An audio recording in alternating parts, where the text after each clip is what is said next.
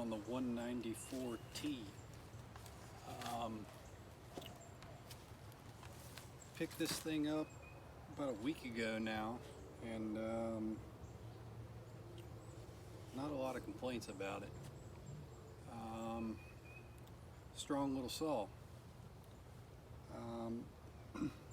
Coming from a 200T back when I did tree work a lot every day, for the most part, contract climbing. Obviously my 200T was a little stronger. Did a couple muffler modifications to it, things like that. And honestly, things that don't really matter, really void the warranty. But I mean, I did it. It was a thing to do at the time. But you know, 194T. This thing's had about 2 tanks through it. Since I'm slowly kind of getting back into this, I'm not really looking to do it full time, hopefully, depending on the economy. But if it does kind of dip down, mainly due to lumber prices, I talked before about, you know, how I'm in the building industry now. But with the lumber the way it is and just kind of the unknown, kind of just keeping this in my back pocket, like I said before. But I kind of want to do a review on it. I know some people have done these, obviously. I saw a video of a guy that did the 193T. I've never run it. I guess this is the newer model, 194. A couple years will probably be the 195 or so on. But like I said, 2 tanks through it. It's doing really good. This is the 14-inch 3/8 PM3 or Pico chain, whichever. I only use this one up in the tree, really, when I do climb. But yeah. Yeah. Okay. But sorry, my wife. Where was I? Oh yeah, 2 tanks through it. It's doing good. I held it side by side at the store to the 201 and the 194, and you know, I didn't see the difference. Really, just like anybody else that says, is price. I don't do this every day. The guy that's up in the tree every day, he's probably going to hold on to his 200T as long as he can versus the 201T, just because that 201T has that new carburetor, that supposedly smart carburetor or something, and you got to take it to a shop to fix it or adjust it or whatever, as versus the 200T, you can just, you know, adjust it like here on the 194. So that was one reason I did like this. I did like the fact that I could adjust it if I needed to out in the field. Another video had mentioned, you know, he was gonna, it's easier to pull the head off of a 201 in the field. I'm not gonna do that. Honestly, if my saw takes a shit and I've got to pull the head, I'm kind of done for the day. I mean, let's be real here. Most people probably would be the same way. No one just carries a spare head around and you know, in their pack or whatever. It's just foolish, really. It's stupid. But that's not a good comparison, I feel. But for the money, using it once a month, twice a month, limbing around the house, you know, climbing like myself, I climb for friends and family. I'm doing a small job right now for my brother-in-law. He's got, you know, 4 or 5 trees, and it's like a weekend thing. This is fine. I've got a Husky 435 top handle saw that's just tired, worn out. I picked it up from a co-worker that needed some money, and it was like $100. The oiler doesn't work on it. It just, not worth it. Not worth fixing, in my opinion, because the saw is like pretty much worn out. So I picked this up.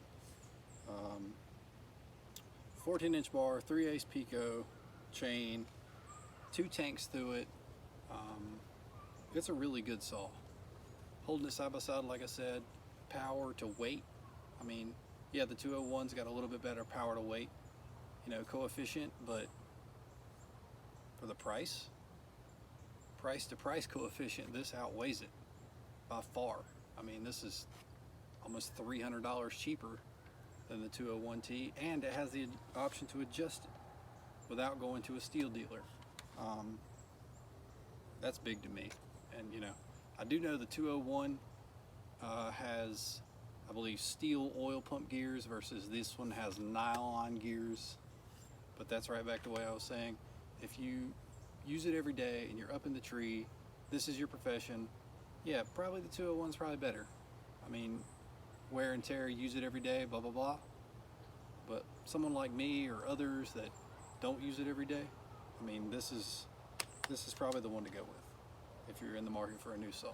So anyways, I haven't cranked this one in like a week, so we'll choke it up and I'll make a cut for you and you can kind of make your own opinion, I guess. This is a 16-inch diameter log, by the way. My other video when I demoed my 034 Super was on this one. So if you watch that, you'll know this. I don't think this will make it through, but you know, here you go. 16 inches, 14 inches. We'll just bury the bar and see what happens. Not too worried about it. It's got a warranty. It's not gonna hurt it. It's either just gonna bog or it's gonna cut it. Either way. Anyways, enough talking.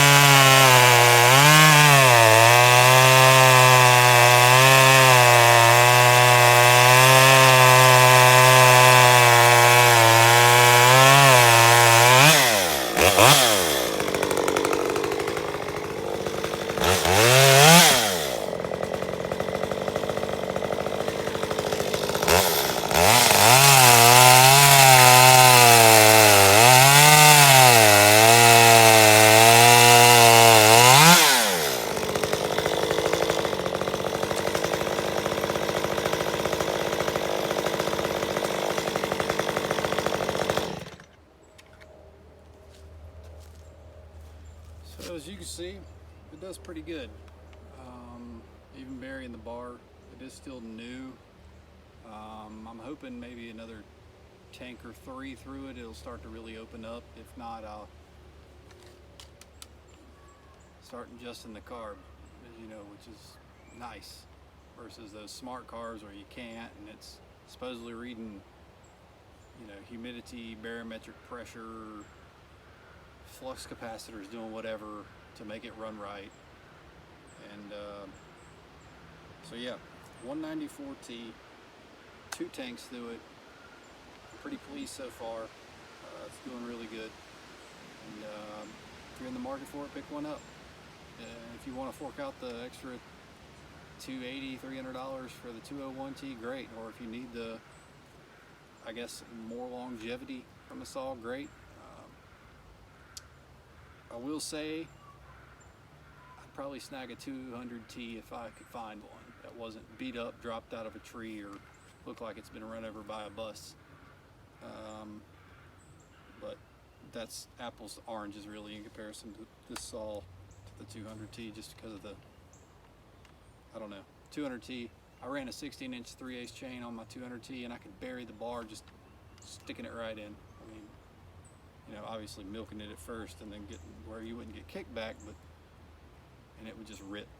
So 194T, 2 tanks, pick one up if you want, and let me know what you think. Cheers.